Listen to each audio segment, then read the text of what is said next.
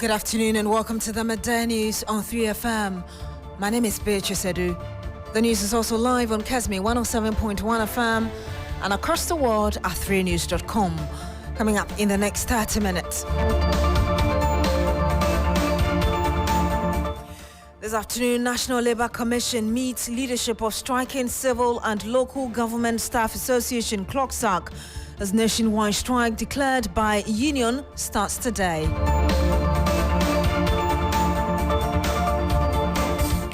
Also, with some 5 months to the December 7 general election, Africa Center for Digital Transformation issues a stark warning about looming threat of cyber attacks that could compromise integrity and security of electoral process. Much later on the program, 3FM receives confirmation that Chef Smith does not have a genuine Guinness Book of Records certificate for longest cooking marathon. We have details for you.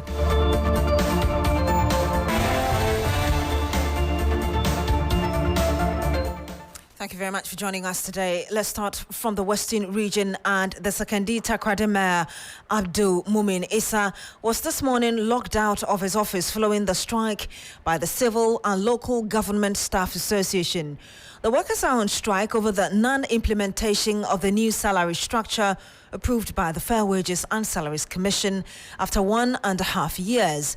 Executive Secretary of CLOGSAC, Beatrice Adu, announced the strike despite a last-minute attempt by the National Labour Commission to bring them back to the negotiation table.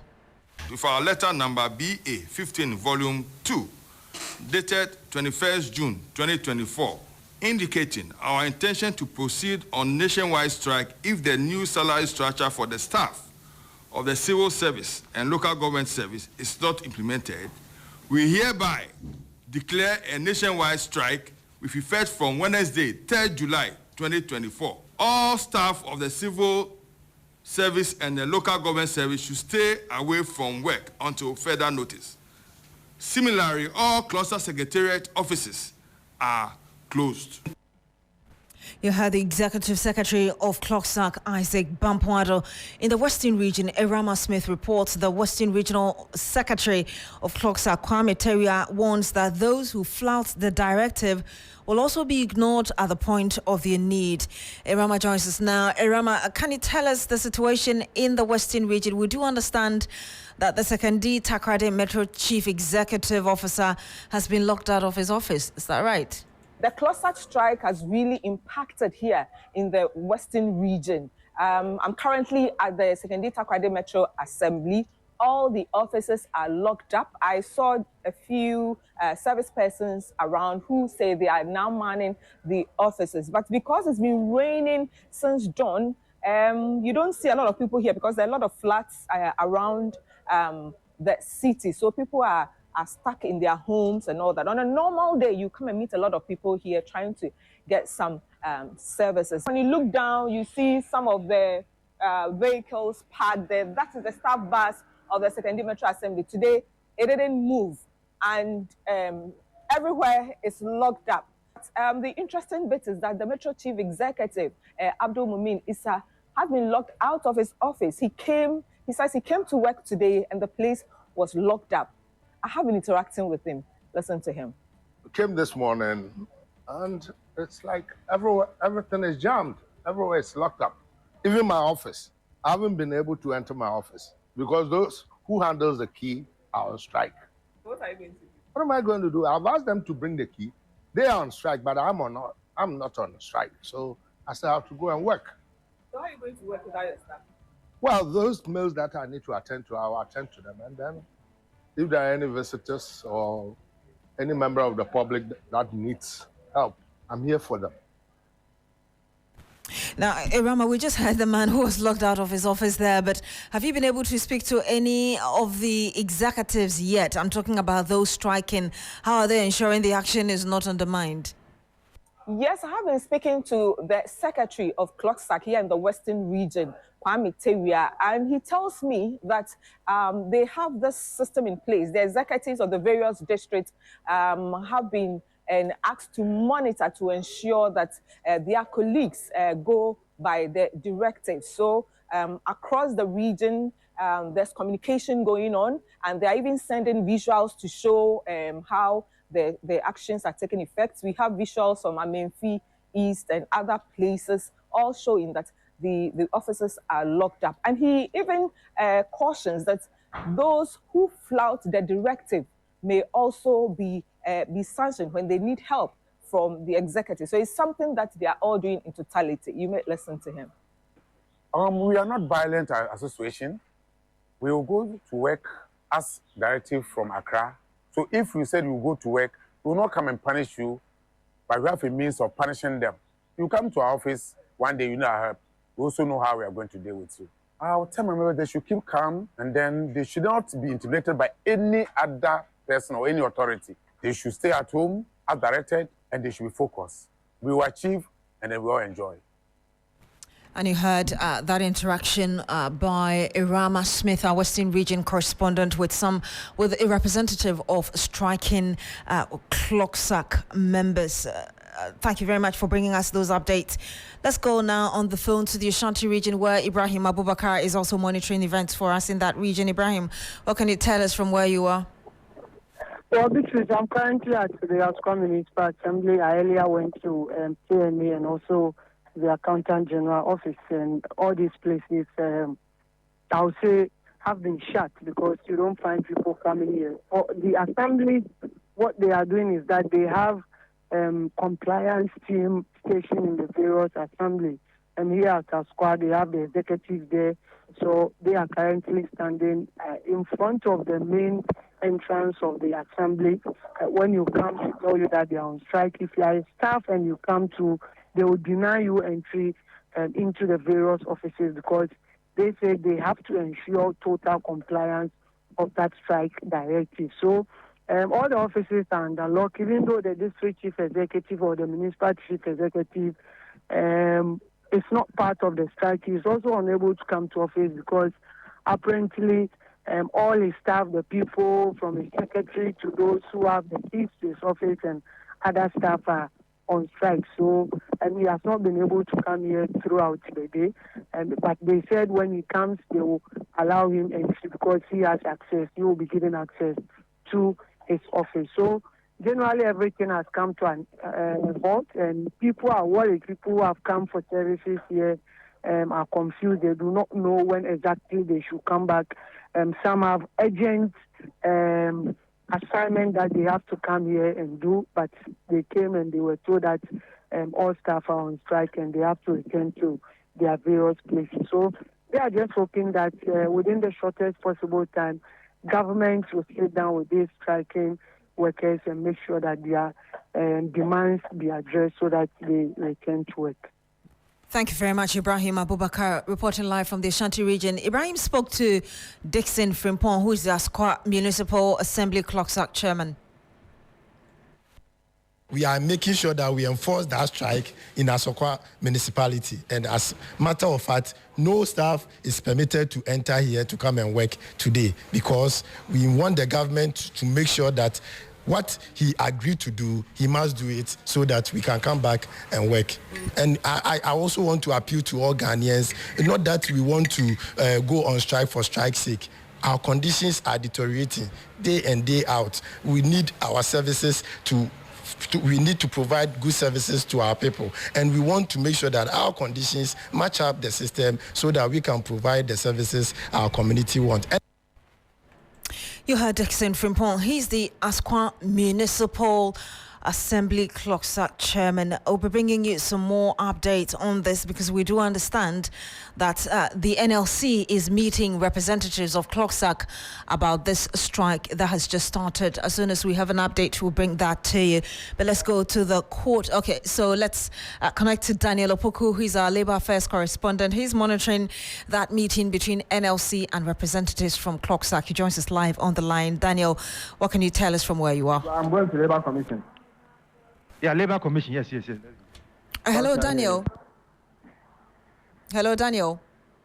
Yeah. Yes, we can hear you. Can you tell us what you've picked from this meeting between NLC and Clocksack? Right, so good afternoon to you, Beatrice. The leadership of Clocksack, the meeting has been shifted to 2 p.m., where they are supposed to appear before National Labour Commission. my understanding is that this time to discuss the concerns and the strike which cluster has currently declared. Let's not forget that the NLC issued a statement to call the leadership last week. So it is important for the leadership of cluster to be able to honor this particular invite. Do we know, aside from the main strike, do we know any other issues we should expect may come up at this meeting? Right. So when cluster appears before the National Labour Commission, it's just one major issue, which is for the NLC to ask government to implement the directive that is to implement the new salaries for government to implement a new salary structure for members of cluster. And once cluster is on strike, obviously NLC is likely to direct them to call off the strike before anything will happen. Then they are expecting to have the leadership of cluster, the Fair Wages and Salaries Commission, representatives from Finance Ministry and also from the Ministry of Employment. All of them should be at the meeting this afternoon. Thank you very much. Daniel Opoko, he's our Labour Affairs correspondent. As you heard him, meeting is at 2 p.m. We'll bring you updates as and when we have it. Now, as Ghana approaches its crucial December 7 general election, the Africa Centre for Digital Transformation, ACDT, has issued a stark warning about the looming threat of cyber attacks that could compromise the integrity and security of the electoral process.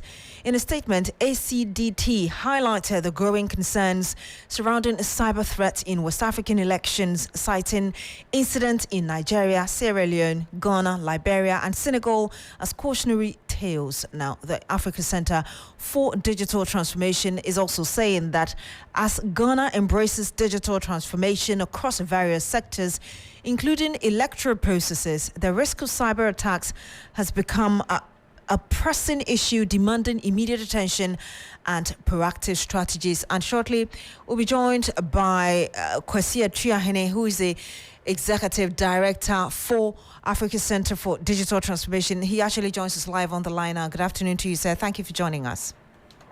Good afternoon, and good afternoon to your discerning listeners. And thanks for having me. You mentioned in your statement, or you talked about the importance of public awareness campaigns in combating cyber threats. But from where you sit, what strategic measures do you believe could be put in place to ensure we don't become victims of such attacks? Well, thank you very much. Against the backdrop of what has happened in 2016 and 2020, regarding specifically the attack on the Electoral Commission's cyber activities, we recommend that the Electoral Commission strengthen cyber security infrastructure, investing in very robust cyber security measures to protect the electoral systems. We also recommend that the Electoral Commission take seriously capacity building and training of their electoral officers. If you follow the limited voter registration that happened, it revealed clearly a couple of months ago that some of the EC officials are really yet to sink into the vision of the EC in terms of embarking on a more accurate process, specifically regarding data protection, specifically regarding data accuracy. So, as a center, our media advocacy is based on the trend analysis of cyber attacks that has happened in Ghana, as well as countries like Sierra Leone, Liberia, Senegal, Nigeria.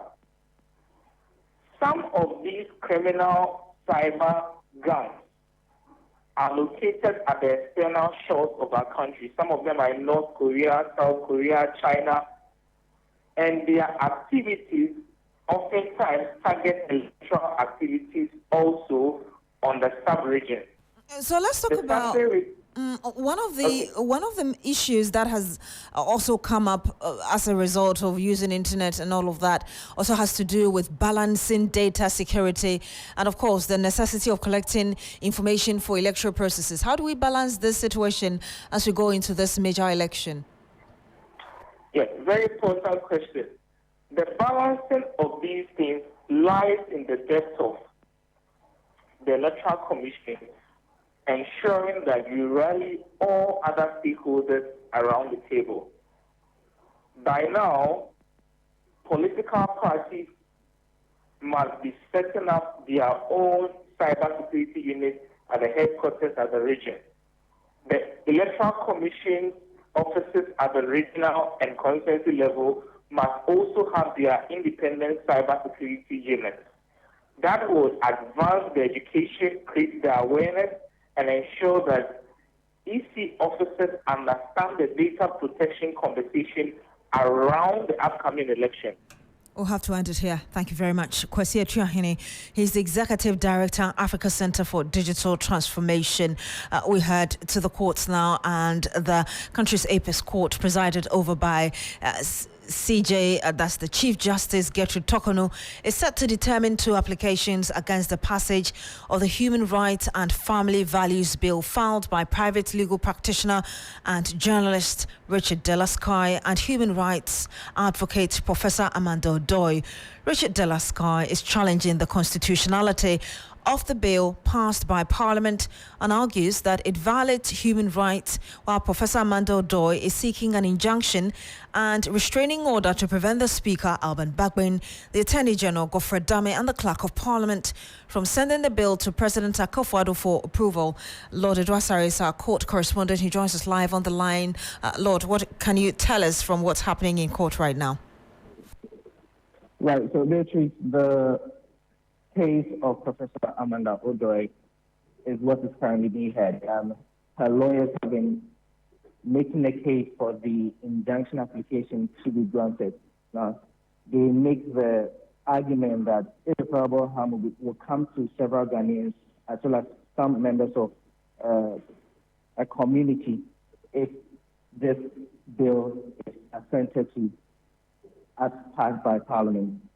But during the argument, the panel of justices presided over by Chief Justice Gertrude Tokonu asked why the court should interfere with the proceedings of two arms of government, which is Parliament and the Presidency.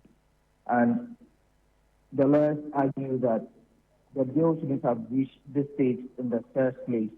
And so we are praying that an injunction is put on the bill so the President will not assent to it.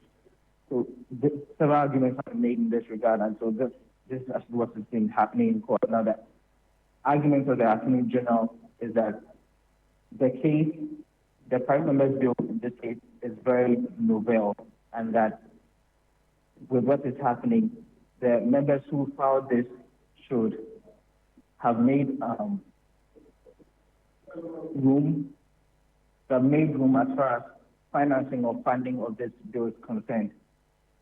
So that's where we are at with the hearing of this case. Thank you very much, Lord Odwasa, reporting live from the Supreme Court. Now, Midday Journal has received confirmation from the Guinness World Record that the current holder of the longest cooking marathon by an individual remains Alan Fisher from Japan, having cooked for 119 hours, and not Ghanaian cookathon Chef Smith. Chef Smith was detained last night at the La police station following a misunderstanding between him and his sponsors, Amadia Shopping Centre at Spintex.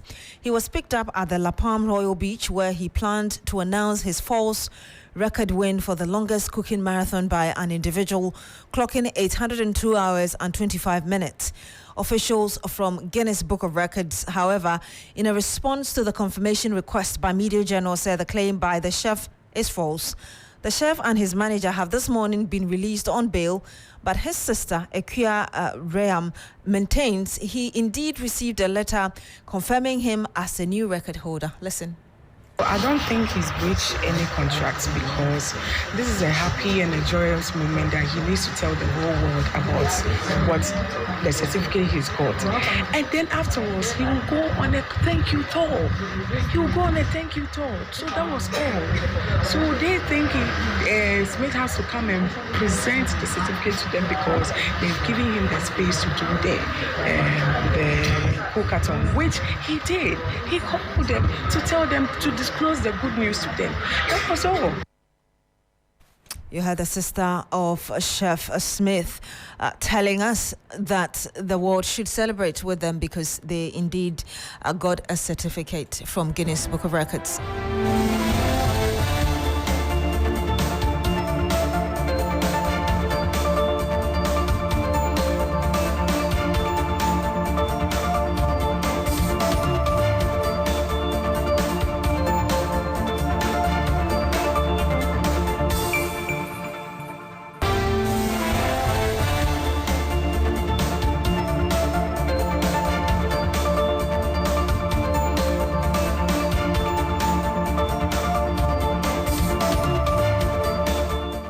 You're so here on the Midday News on 3FM. Thank you for staying out. We're just about 5 months until the general elections. The National Peace Council has convened a crucial meeting with political parties to promote a peaceful electoral process in December. This session will also mark the inauguration of the Committee on the Code of Conduct on Vigilantism and Election Violence, underscoring efforts to mitigate election-related violence. And Noble Crosby-Annan is our man monitoring that event.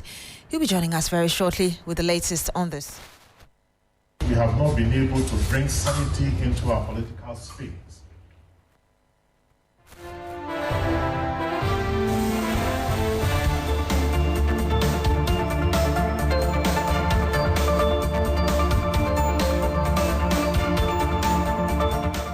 You're so here on the Midday News on 3FM. Let's listen to the boss of the Peace Council, Reverend Dr. Adu Jemfi, speaking earlier whilst we try to get Crosby-Annan.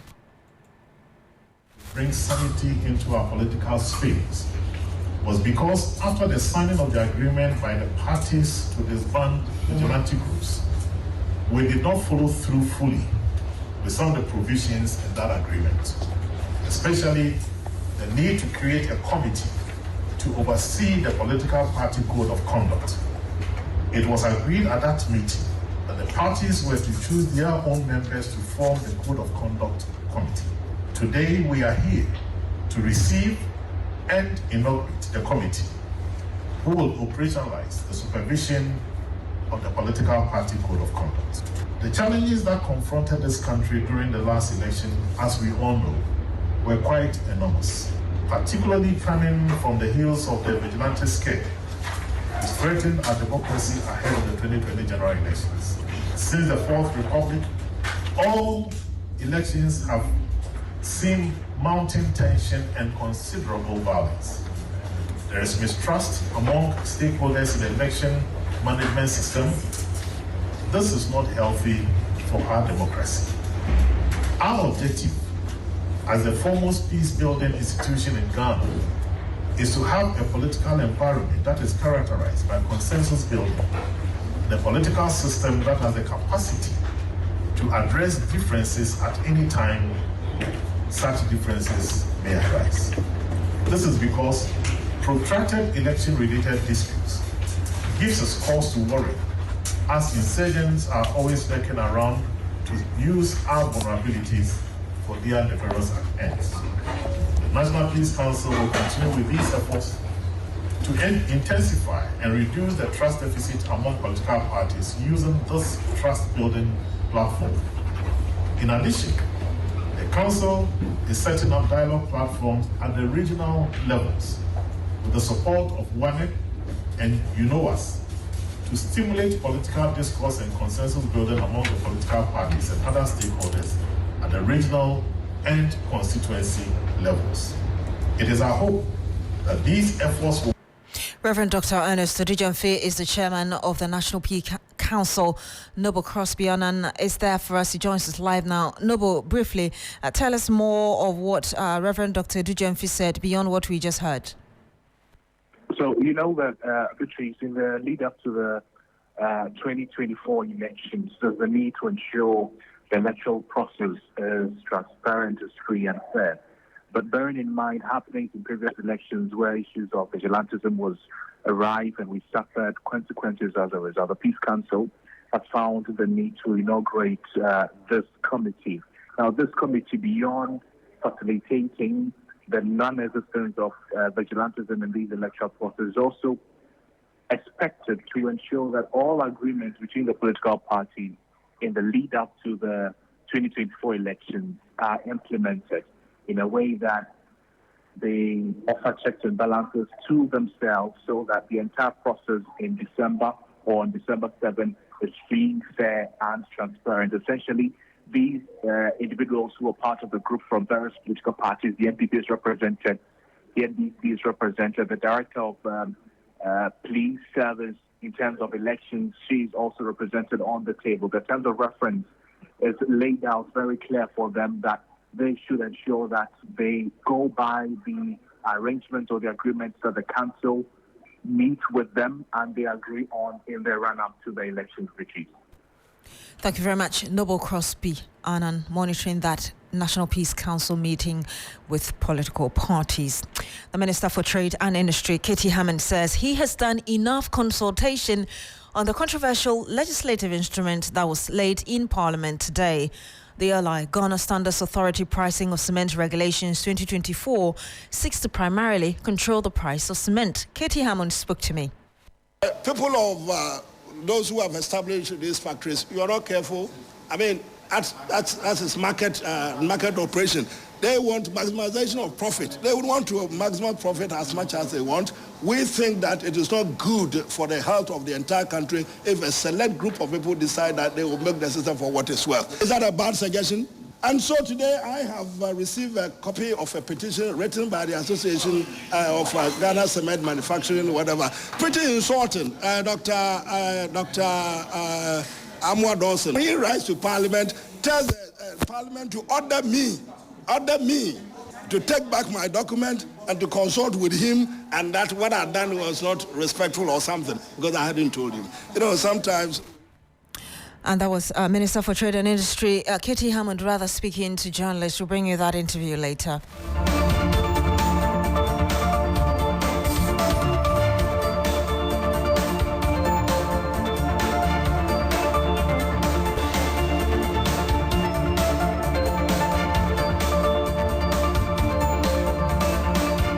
And that's how we end the Midday News here on 3FM. My name is Beatrice Adu. Thank you very much for joining us today.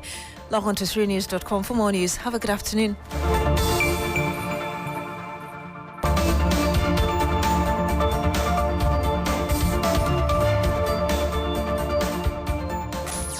Accra gets busy on this frequency. 92.7 3FM.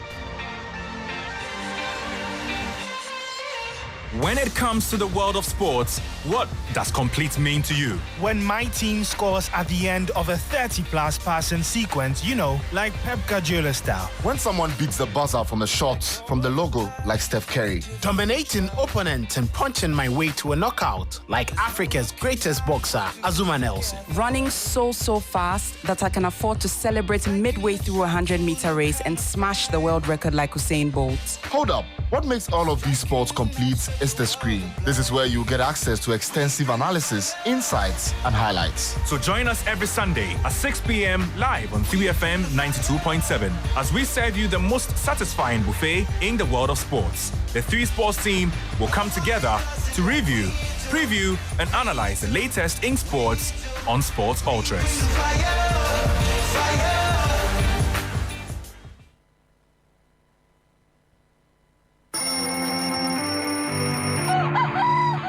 I wake up early every weekday because of you, to keep you on top of your game. Yeah! You are at the center of our universe. That's why we make it a duty to serve you only the freshest, hottest news and entertainment. When you want it, where you want it. Good morning, Ghana, Africa, and the rest of the wonderful world. Welcome to Sunrise on 3FM 92.7. Start your day well informed. Start with us on Sunrise on 3FM 92.7. Catch the all-new Sunrise Morning Show on 3FM 92.7 with me, Johnny Hughes, Helen Apiambofo. Weekdays from 5:55 a.m. to 10 a.m. only on 3FM 92.7. 3FM, your urban lifestyle radio. Radio Development Show Host of the Year, 2016-2017. And the winner is John Hughes. Check. Hi, my name is Johnny Hughes, your community rights advocate, and I'm still on the quest to bring smiles into your communities with Community Connect on 3FM 92.7. Join me this and every Friday morning at 9 a.m. right here on 3FM, and together we will solve the problems bothering your communities. I know your program is a program that always get a result. Myself, I'm a witness to that. What can we do to help your community today in terms of education, health, sanitation, security, and all the issues in between from your community's perspective? Tune in to Community Connect every Friday morning at 9 a.m. as we get interactive live on radio and on Twitter at 3FM 927 and on Facebook at 3FM 92.7. Community Connect, helping solve your community problems.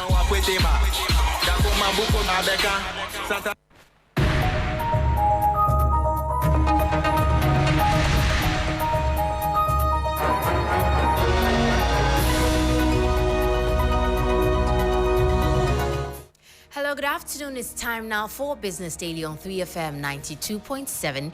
Coming up, government urged to avoid mortgaging the country's natural resources and instead prioritize value addition and industrialization to create jobs and drive sustainable economic growth. We should be cautious in mortgaging our natural resources when we are borrowing.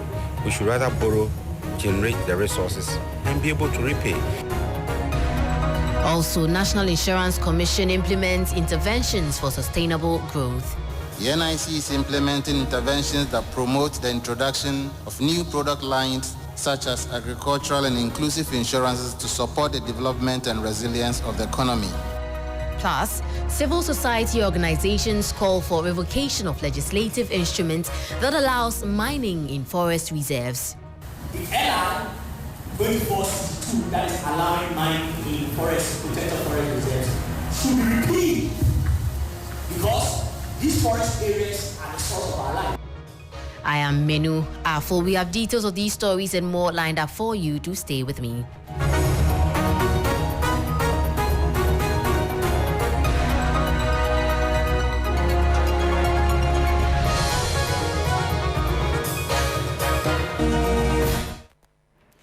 Thank you for your time. In our first story, the National Insurance Commission says it is currently implementing interventions to ensure efficiency, resilience, and sustainable profitability for insurance companies in the country.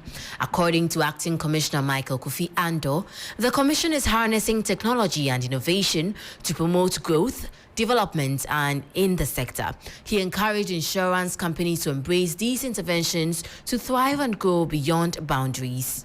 The NIC is implementing interventions that promote the introduction of new product lines such as agricultural and inclusive insurances to support the development and resilience of the economy. The NIC has also introduced programs to promote the deployment of technology and innovation, such as the innovative insurance licenses, the sandbox system, technology forums, and innovation labs to seek innovative solutions to the challenges the insurance industry currently faces. The Commission is also making effort to promote international standards and best practices to improve the competitiveness and capacity of the industry. These include implementation of IFRS 17, risk-based capital, and risk-based supervision.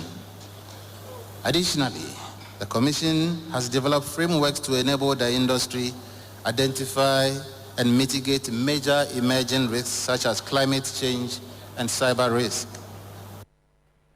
Well, that was Acting Commissioner of National Insurance Commission, Michael Kofi Ando. There in more stories, economist Professor Peter Korte has cautioned government against mortgaging the country's natural resources for loans.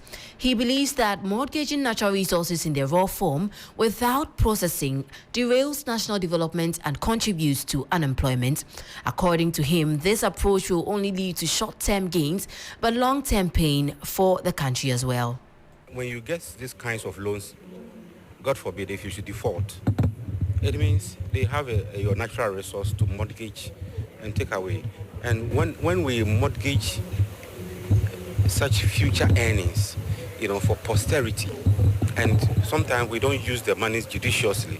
We are perpetually putting posterity in debt. Our unborn children and grandchildren, we are putting them in debt. And so we should be cautious in mortgaging our natural resources when we are borrowing. We should rather borrow, generate the resources, and be able to repay. Because when you mortgage the national resources, they are taken in raw form. Whereas we need to process this, add value, so that we can get more from these natural resources. While we also avoid tied aid, because tied aid doesn't help us. Aid tied to conditions, tied to donor contractors, tied to procurement of goods from donor country. We have to get competitive pricing so that whatever we have borrowed, we can get value for money. You heard the voice of Director of the Institute of Statistical, Social and Economic Research, Professor Peter Korte. And now away from that, civil society organizations are making a strong case for revocation of legislative instruments that gives mining companies the nod to explore the country's forest reserves as part of their operations. According to Executive Director of CASA Initiative Ghana, Chei Yamwa, this has become necessary for sustainable environmental practices as well as protecting livelihoods. He spoke during a presentation of crucial policy initiatives for government's consideration ahead of 2024 general elections organized by the Civil Society Organizations Alliance. The element of political functionaries engaged in illegal mining is also an issue, because if that is done, it's difficult for government and political parties to be committed to address the issue. So it's very important. The other point is that for us, it's good that there should be a possible halt of all the activities to allow for proper regularization. It is very important that we look at this. Without that, we have issues. We have also raised that the LR 2462 that is allowing mining in forest, protected forest reserves should be repealed, because these forest areas are the source of our life. For instance, in Etua, the water sources that we treat for Accra is coming from there. So when we allow mining in these areas, we are hurting our own selves in terms of access to good water. And these are issues that we need to look at that. If you do an assessment as media, you will realize that there are a lot of health implications recorded by Ghana Health Service for most of these areas who are, or communities who are depending on water sources, or leave those areas where illegal mining activity is taking place. Executive Director of CASA Initiative Ghana, Chei Yamwa there. Meanwhile, Technical Advisor for UK Ghana Gold Programme, Dr. Steve Mantiel, has called for the depoliticization of illegal mining operations. According to him, there is the need for governments to formalize galamsey activities in order to ensure proper scrutiny. The ruling party and the largest opposition party agreed that we do not have to play politics with illegal mining in this country because of the security threat it poses to all of us. They believe that by raising the issues, civil society raising the issues, we'll be able to take away the politics from the policy decisions that need to be taken to address the menace of illegal mining. So they've called on us to call out any political party that plays politics with attempts by government to deal with illegal mining. And we are ready to do this. That was Technical Advisor for UK Ghana Gold Programme, Dr. Steve Mantiel there. And that brings us to the end of Business Daily here on 3FM 92.7. For more stories, kindly check out our website, www.3news.com. My name is Manu. Afful, do stay tuned. Urban Blend is up next with Black Rasta.